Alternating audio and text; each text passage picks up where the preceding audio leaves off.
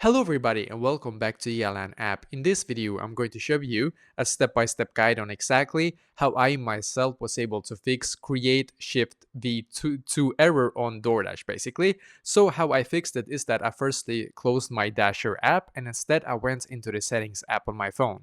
So I'm just going to go on my settings app and as you can see, you should now be taken to this page right here. So now on this page, I just scrolled down and then I clicked on general in here.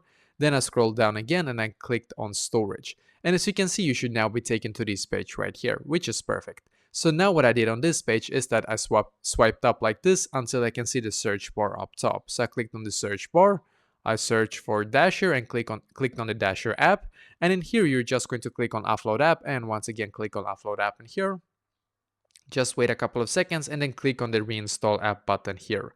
And then just wait for the app to completely update to its latest version. So for some reason this actually fixed it completely for me. When it was done, I just went back into my Dasher app and once again tried it and now it works. So try it and hopefully it's going to fix it for you as well.